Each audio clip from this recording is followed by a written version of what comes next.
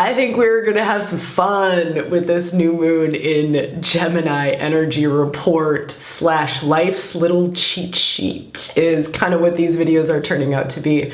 You know, when you go to a horse race, or maybe dog races or some sort of a race. My sister was a horse trainer, that's why I always think of horse racing. And you can get the cheat sheet, right? Like, here's the cheat sheet of someone who's been watching the horses train and has been keeping an eye on their history. Here's the down and dirty cheat sheet. That's what this is. Someone who's keeping an eye on the astrology, on the archetypal energies, on the bigger pictures, and writing up a little life's cheat sheet for you. And that's what this is. So my hope is that it really serves and gives you, I don't know, some sneaky little insider tips on what to focus on, what can be really powerful, maybe what not to focus on, what would be like pushing a boulder up a hill at this moment in time, and what would be like getting in the slipstream where we've got the wind behind our backs. All right. Enough of an intro, let's give you an overall view or feel, since this is so incredibly embodied and much deeper than just the mind, but a feel for this new moon would be insights coming, connecting the dots. It's very mental, it's Gemini season. Mercury's in Gemini. This new moon, which means the sun and the moon are conjunct in Gemini. It's very, very activated.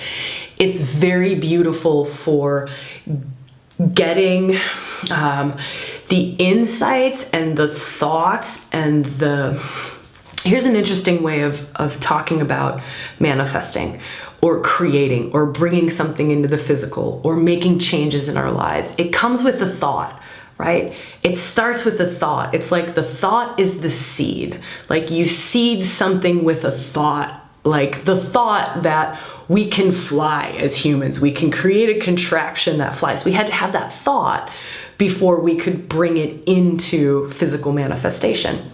That's what this moment in time is. It's like seeding things through thought or allowing ourselves, this is another spin to it, a little bit more mystical, soulful spin, allowing our thoughts to be seeded with higher level inspiration, right? So allowing our minds to be seeded with inspirations, things that will light us up, things that will fulfill us. It's still a very soulful time. The nodes are very lit up. Those are the nodes of fate, destiny. North node, south node where you came from, north node where you're headed to in this lifetime.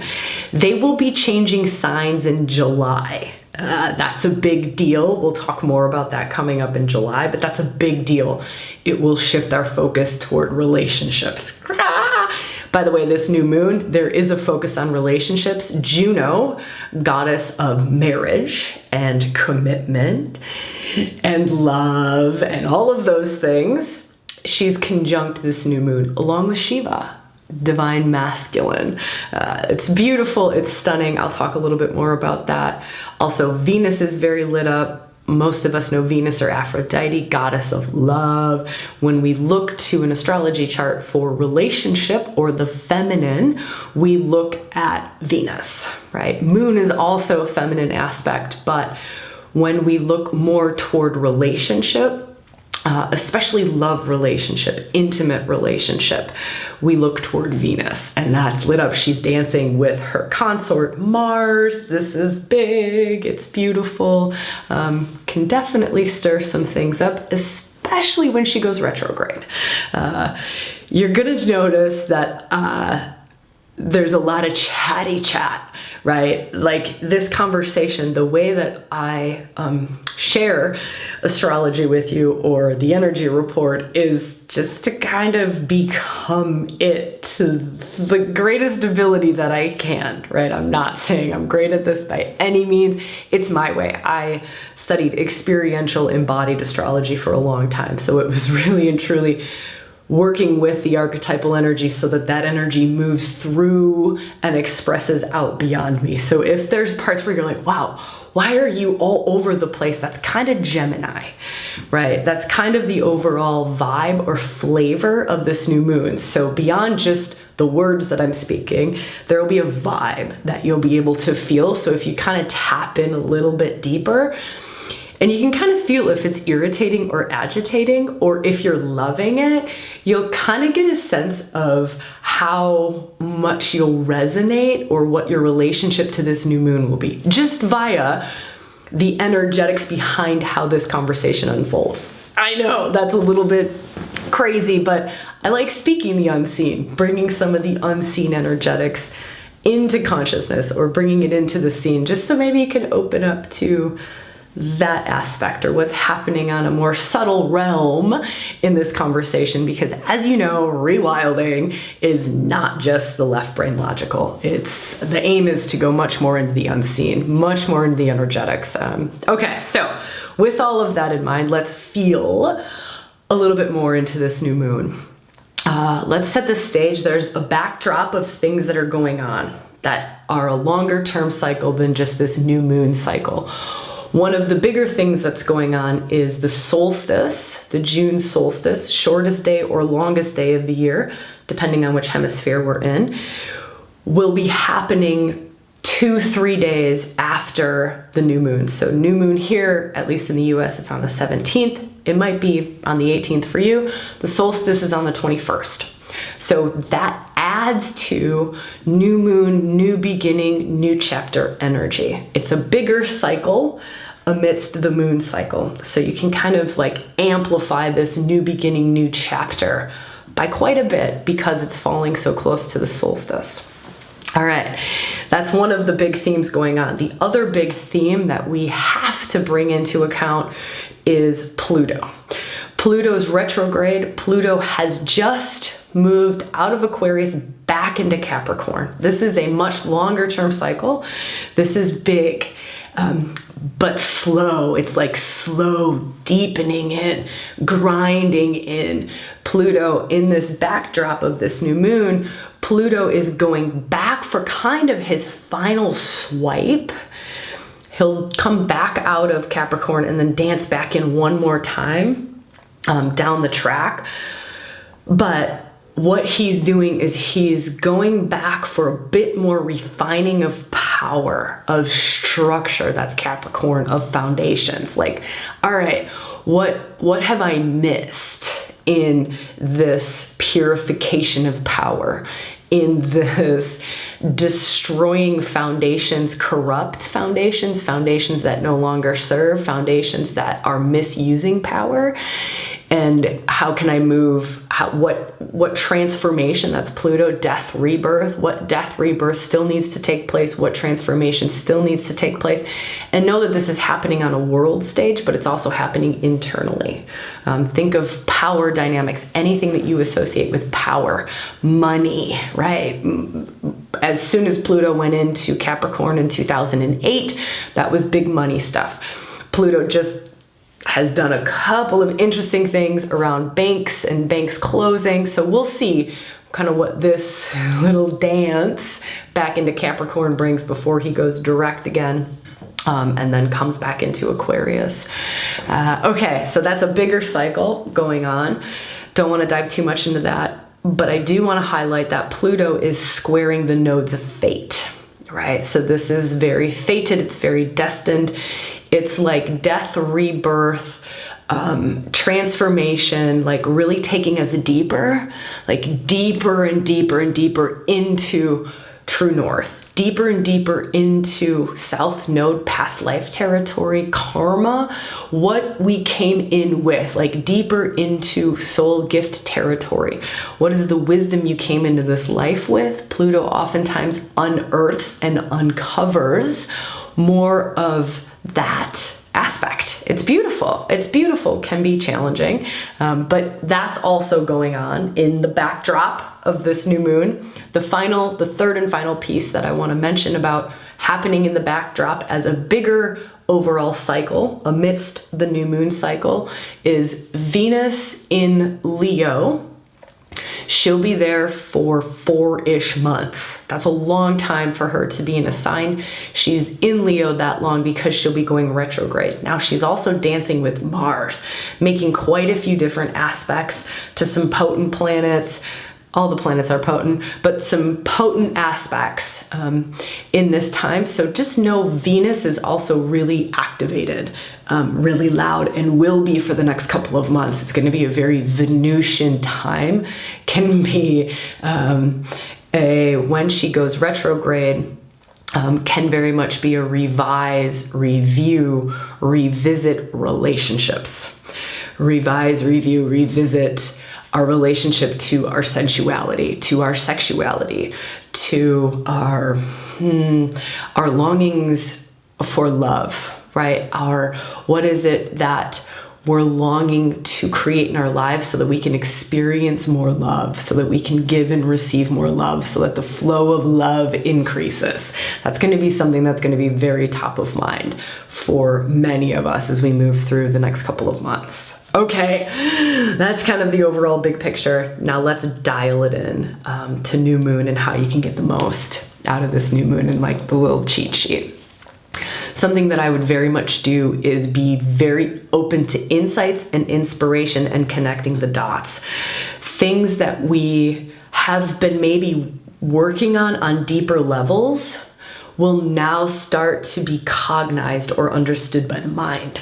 So giving ourselves that space, like letting the mind kind of run free, is a good idea right now. Mercury's in Gemini. This new moon is in Gemini. So letting the mind, some of us really struggle with Gemini energy because it can be over here and then over here, and it's really quick, but its dexterity is a gift.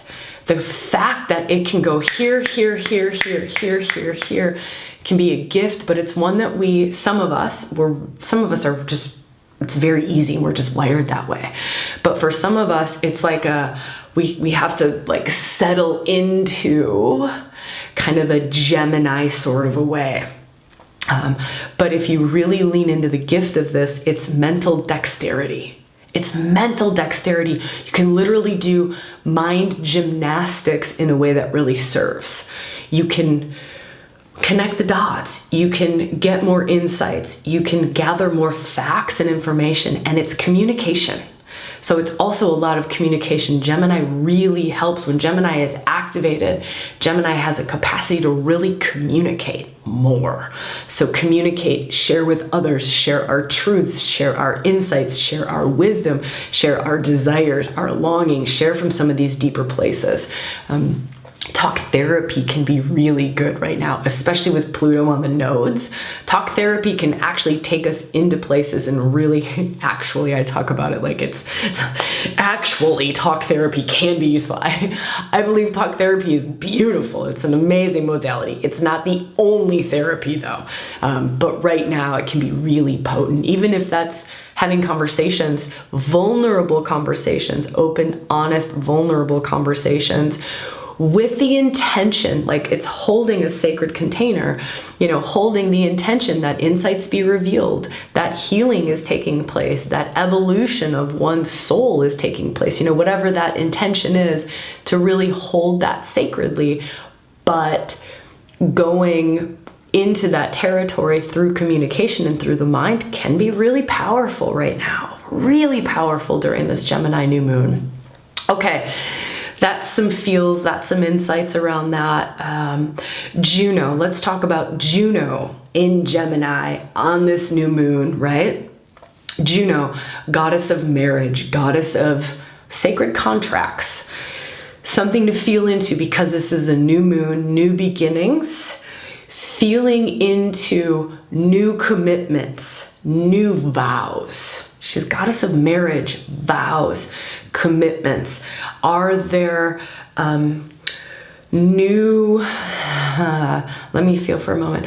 Are there new contracts? Are there new vows? Are there new commitments? Is there a renewal of vows to take place? Is there a releasing of old vows? Is there maybe reviewing, revising, revisiting some of our current marriages? What are you married to? What are you married to, right? It's not just humans that we get married to. I'm married to ReWilding. And it's almost as if this new moon feels like I'm about to make a new commitment to the aspect of ReWilding that was ReWilding for women. there's a little confession for you.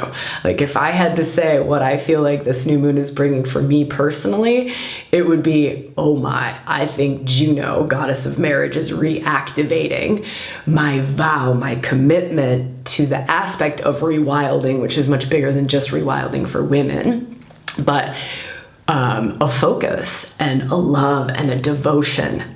And so it can be this really, if we look at Juno from a very sacred place, it's like sacred vows, sacred devotion. Let it be soulful. This isn't like the old ball and chain. Yes, we could work at that level, but why? Why work at that level when we could work many layers above that and go, this is devotion. This is like sacred devotion. This is a sacred calling. This is a sacred commitment. This is a sacred vow. And I'm taking this because it is the most fulfilling thing for me. Play that back again if you need to. Play that back again if you need to, because that's what this moment in time is about. Pluto squaring the nodes. We're going to be forced to look at what is soulful.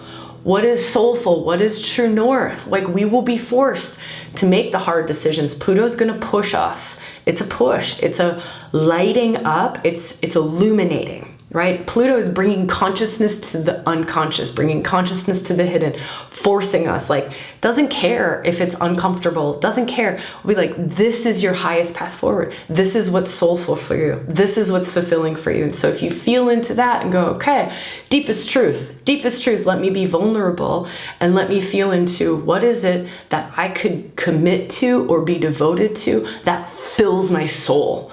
What is something that I actually can make a vow to, that I can be devoted to? And for me, rewilding for women is something that has had my heart for 9 years.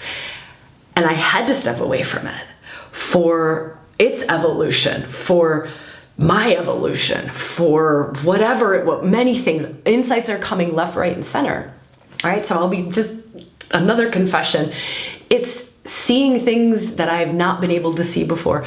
Thoughts and connecting the dots about overall picture of rewilding, right? Where are things headed? True north, where are things headed? This is telling you, this is such a moment of destiny. We've been in this. If you listen to the last astrology report, talked a ton about great attractor, the nodes, right? It's so soulful. It's so asking us to move toward true north. And it's continuing to do that with Pluto squaring the nodes. This isn't going away anytime soon, right? It's Pluto deepens in, but now we have the mind able to get the insights. And so hopefully the example that I gave, the personal example, maybe allows you to see some different things in your life or to reflect on different things or bubbles other things up for you specifically. Okay, that's Juno conjunct this new moon. I want to add in Shiva. Shiva's going to bring more consciousness. Shiva, divine masculine, right? Divine masculine consciousness is going to bring in the sacred, is going to bring in the sacred masculine, is going to bring in like this just like high level light and grace. And if we allow that to illuminate what it is that we can be devoted to, it really brings in sacred devotion, really brings in sacred vows, sacred commitments. Commitments is such a good word for Juno. And if you just dance with those two energies, oh my gosh, can so very much illuminate soul purpose. If you're feeling like, wow, I don't know what my purpose is in my life. I don't know what it is that will fill me, that will fulfill me, that, what is it that I'm here for? What is my destiny? If I were to follow my bliss, what would that be? Those are two archetypes to lean heavily into during this moment in time, is Juno and Shiva. And you can lean into them just by listening over to this. You can lean into them. There's some different ways that you can work with some of the archetypal energies that I'm talking about in retreats and workshops with me. We'll put links to that below. One thing you can always do where we're working with the current energy of the moment is join ReWilding membership, right? That's where we're always working with this thread. We meet 3 times a month. It's $47 a month. It's like nothing, right? We meet for workshops. We meet for wisdom circles. We do the practices that are all aligned with this particular moment in time so that we can stay in the energy and work with it. So if like, I don't know how to work with this, Sabrina, join membership. That's the easiest thing to do. Okay, let me feel back into kind of overall. Here's a funny, interesting piece to this. Not funny, it's more spiritual. We're adding more of this spiritual. Shiva brings in the spiritual, brings in that grace. Neptune squaring this new moon brings in more spiritual, brings in higher heart, brings in more of the mysticism, right? Neptune, the mystic. So it's bringing in this mystic. What I love about Neptune, and especially a square to the new moon, Neptune does this thing of dissolving boundaries. Boundaries as in boundaries that keep us from oneness, that keep us from realizing oneness, from living in that place of the interconnectedness of the all of everything. And so Neptune, one of Neptune's great gifts is dissolves us into oneness, dissolves ego, dissolves lower heart into higher heart, dissolves ego or false self into true self, right? Literally, that's part of what Neptune's doing. And so can be foggy and can get very confusing, especially if you haven't done much work in mystical territories or much work in spiritual territories or much work with true self and higher self and soul self. Can be really tough, can be really, really tough, can be discombobulating, can be chaotic, can be confusing, can be disorienting. There's illusion, delusion that can happen with Neptune. So that's just something to watch out for, and to work consciously with, to work very consciously with. Like, okay, if I were to look at this from a mystic view, and if you don't know how to look at it from a mystic view, there's a mystic workshop, right? There's a mystic workshop that you can go and do. And we'll put a link to that below. It helps to really embody your own inner mystic. That's what all of this is about, is the activation of these aspects of self or these psycho-spiritual powers within you. Neptune's one of them. It's one of them. The inner mystic is one of them. But really activating the inner mystic and allowing ourselves to see life through the mystic lens, not getting lost, right? It's both and, right? It's both and. It's living from the interconnectedness of the all of everything. And I am having a human separate experience, right? It's both and. It's not either or, but it's coming into your highest relationship with that. Like, what is the highest relationship you can get into with both of those principles, right? Where you really are able to live both simultaneously, right? That's kind of part of what this is all about, is these divine paradoxes, living them. Like, we just become the divine paradox. We don't struggle against the divine paradox. We just are it, right? It's the great becoming. You are it. You are one, and you are separate, all at the same time. And it's not making peace with that. It is making peace with that on one level, but there is no peace to have to make with it. It's like there is nothing other than just, obviously it's both of these things. I'm obviously both of them. So there is no having to do something. It's like a letting go into that, if that makes any sense. I know now I'm going off like on much more mystical things that I need to be doing, but I think it's good. Again, remember, everything that we're talking about here, it's also just an expression and an embodiment of the energy of this new moon. And so if mysticism is something you struggle with, or the oneness is something you struggle with, this could be an interesting new moon coming up, right? Or if it's a place where you're so crazy comfortable or you're addicted. Some of us have addictions to this place. Some of us, it's like the pendulum has swung too far.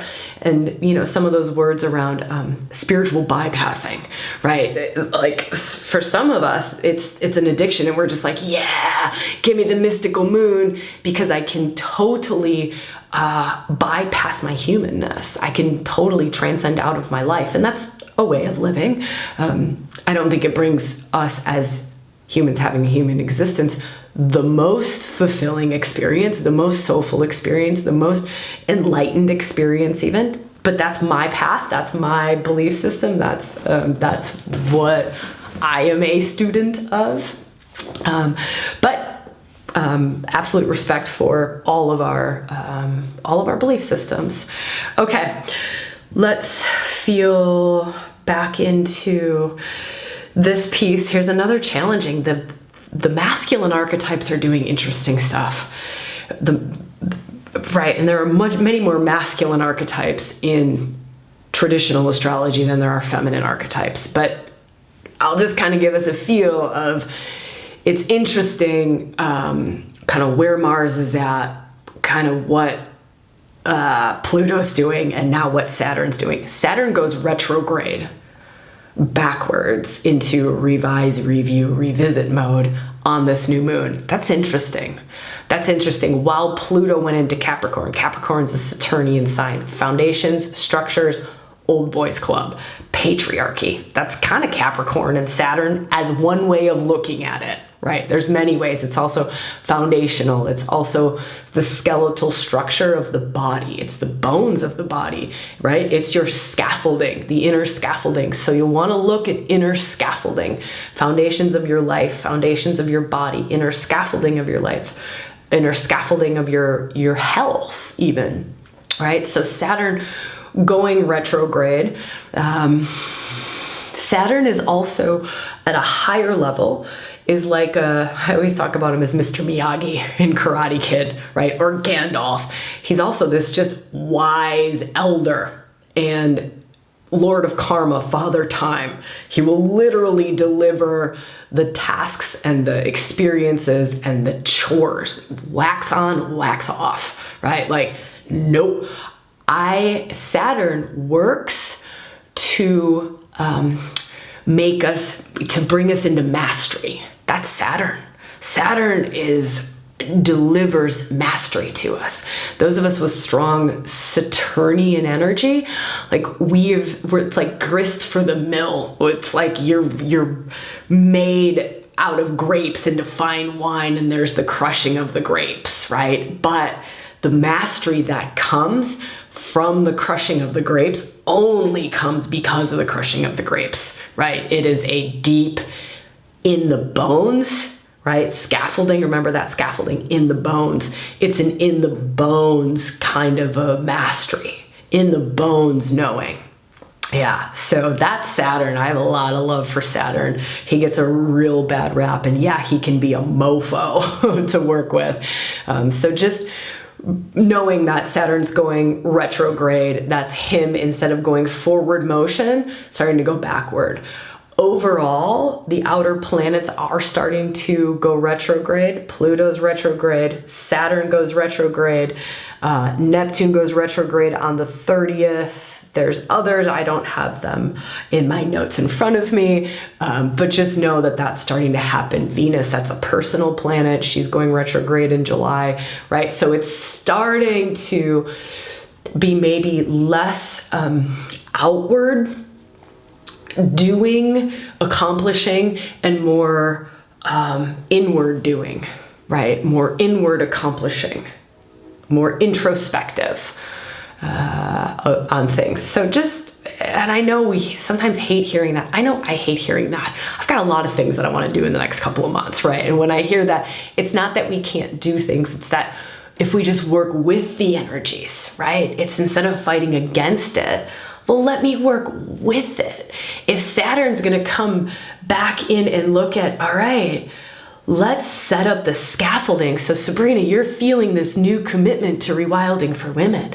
You're feeling this like new sacred contract forming with the divine feminine, and the holding of that space, and the activating of more of that, and the sharing of more of the divine feminine wisdom, and the whatever it happens to be, right? And Saturn going backwards, going, cool, we need new scaffolding. That website for rewilding for women, that needs new scaffolding. That needs new foundations. Let's do that, right? So it's not that there isn't a doing that's still happening. It's just different. So just kind of feel into some of these different things that I'm sharing with you and see what pings, what sparks, what doesn't, right? What resonates, take it. If it doesn't, chuck it in the fucking bucket, right? Maybe it'll resonate later, maybe it won't. It's beautiful. Okay, let me feel for What else I can share? Venus and Mars are dancing in Leo. I kind of want to highlight this. This is going to be a very Venusian Aphrodite time. My sense is that for those of us with a feminine essence, some of us have very little feminine essences. It's beautiful. Some of us have very strong feminine essences. Doesn't matter. But feel into how this feels for you. I know for me, leaning into Venus over the next couple of months is going to be extremely fruitful, right? It's going to be extremely fertile ground. It's going to be extremely, what is it? What does it feel like for me? Joyful, blissful, enlivening. There's a lot of life force happening with Venus. And I know that where am I called to bring my attention or my focus, right? It's not necessarily on Saturn grinding backward. For sure, I'm respectful of that. For sure, giving him space. For sure, let's reset some foundations and some scaffolding. I'm in, man. But I know that I'm really called to be looking at Venus. I'm really called to be, let me feel, how does that feel for me? I want to give you the right words, or just the best words to feel into, right? Where our attention goes, our energy flows, right? And I know that my attention is called to Venus, even though she's going retrograde. But that's for me where it feels very fruitful. So you feel for you. You have to feel for you, and you have to trust for you. My sense, though, is that many of us with strong feminine essences, even if we don't know we have a strong feminine essence, like I didn't know I had a strong feminine essence till I was like 35. Legit did not have a clue. I was like the tomboy playing rugby, right? Running businesses, climbing the corporate ladder. And then I realized, oh my God, I am ridiculously fucking feminine. I am so fucking feminine, and this is why my life has been so painful up until this point, because I repressed this and I tried to push this down. Anyways, just feel, right? If you feel into Venus, you feel into Aphrodite, they're the same, just different names. Greek was Aphrodite then when Romans came renamed to Venus. But anyways, if you were to feel into like, wow, I just feel like leaning into feminine flow, feminine beauty, feminine aliveness, feminine sensuality. The capacity, here's an interesting one, the capacity to attract something into my life, the feminine capacity to radiance, right? Radiance and allurement, but allurement from high level sacred place. I just did a podcast on this. It just came out on Aphrodite. So if you're like, wow, I want to know more about Aphrodite, I want to know more about Venus, I want to know more about feminine pleasure principle, I want to know more about the feminine state of being that magnetizes in, like, how does the feminine create from the magnetic place versus the masculine do place, right? Go do, go conquer, go make something happen. It's like, I'm going to do it from a state of being. I'm going to make it happen from a state of being. I'm going to manifest. I'm going to create from a state of being. Very few do it, right? Very few have developed that capacity in the feminine essence to be able to do that. But it's so alive and it's so awake and it's so available to anybody. And that podcast on Aphrodite is a really great way to do that. And that's a really great thing to focus on if that's something that sings to you, are feminine mysteries, are states of being, are of radiance, of being more alive, love. If there's a lack of love, Aphrodite's your girl, right? A lack of love, like, wow, I'm just feeling a lack of connection. I'm feeling a lack of love. I'm feeling a lack of self-love. I have some body image stuff going on. My relationship to my sensuality, my relationship to my sexuality, my relationship to my creativity, my fertility in not just ways of making a human baby, but just being alive and fertile. If that's something that you're like, ooh, that's a thing, this is an awesome time. This is an awesome time. This Venus being in Leo, right? Leo is self-expression. Venus in Leo, self-expression. It's your self-expression of the feminine, of this aspect of the feminine, and really powerful time. Venus retrogrades are really, really powerful times to go inward and work on awakening, that Shakti awakening, that goddess awakening, that feminine wisdom or that psycho-spiritual power, which Aphrodite, Venus is a psycho-spiritual power, and she's an alchemist. She's an alchemist, right? She's a love, an alchemist through love, like really understands high level love alchemy, how love can alchemize, love can heal, love can attract, love can create, like from love. It's stunning. It's really stunning how Aphrodite, how what love can do for the masculine, both in ourselves, in our world, in our partners, right?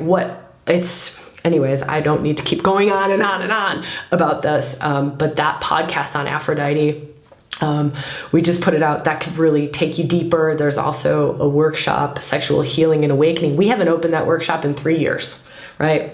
At least 3 years, maybe more. It's on ReWilding for women. Isn't that interesting, right? And it was just really strong, this recommitment, and I don't know what this is. Stay tuned for it, because I'll keep talking about it and sharing it very openly.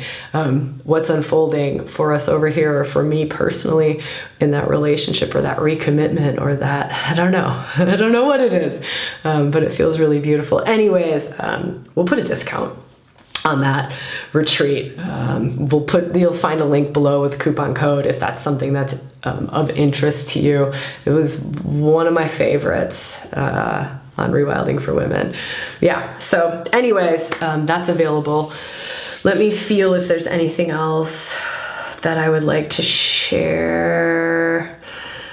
I think that's it. There's one other thing going on with the Galactic Center. I think that's the last thing I'll share, is Neptune squares the new moon. Neptune's in a T-square to the new moon in the Galactic Center. So know that the Galactic Center, which is a point of, we'll call it a point of intuition, is really illuminated during this new moon. So it furthers this mystic mind, furthers the Gemini capacity to connect the dots by adding intuition, right? Adding intuition, we can see more. We can see more of the unseen. We get more intuitive hits right now during this new moon. And with Neptune being there, it's really leaning into the mystic mind. So the mystic mind is a great thing to lean into during this new moon, right? And just like, let the insights come. Let the mind put dots together. Like, let it be soul aligned. Let it be Venusian. Let it be fueled by like the life force of Venus, by the life force of the feminine, right? The feminine is an inexhaustible force of energy. The feminine is literally life force itself. So imagine that behind the insights and the intuition that's dropping in and the clarity that's coming, right? This is stunning for what we're able, if we can bring all of these parts together and align. And again, you're like, how the fuck do I do that? Join membership, right? That's what we do on the 1st of every month, is we work in the most potent, powerful energies that we can, all in a way that supports our soul growth. All in a way that supports our soul growth, our soul path, our soul purpose, our true north, our true self, our greatest potentials, our greatest uncoverings, right? Like, that's a way. There's so many different ways. And maybe it's not working with me. I totally respect that. But if it is, there's a variety of ways to do it. Don't get frozen. Don't get frozen by the different options. Feel into what feels true for you and go. Like, do something, commit to it, make a sacred commitment to yourself. It's not even making a sacred commitment to the ReWilding circle every month or to the Sexual Healing and Awakening retreat, right? It's making a commitment to self. It's a sacred commitment to self, right? It's a sacred vow to self. That sacred commitment that I'm making to ReWilding for women, it's a sacred commitment to myself. It's to myself. It's to my soul truth, that is my soul truth, and I am making a sacred commitment, and that's the form that it's taking, is rewilding for women. All right. I love you all so much. Happy new moon. Lots of blessings, lots of love. I would love to hear anything below that. Let me feel. Here's what we'll do. Anything that I can witness for you that you want to bring in this new moon. Like any intention. New moon intentions can be so powerful, especially with this different lineup that we have. The solstice coming, right? With the mystic magician Neptune squaring the Galactic Center in that T-square, right? Pluto on the nodes. Like there's some good juju here. And so myself, for the first couple of days after this drops, I will witness every comment below, send a little good juju your way, right? Whatever it is that your new moon intention is, I'd love to sprinkle some witness energy, just some like, I see you, right? Sending blessings. So I'll do that, and the ReWilding team will kind of chime in on that as well. So you've got us holding you if there's something that we can sprinkle some love onto for your new moon intentions in the comments below. I'd love to do that. I think it would be really beautiful to witness you all in that way. Okay, I love you, and I will see you where I see you, when I see you, and how I see you. Mwah.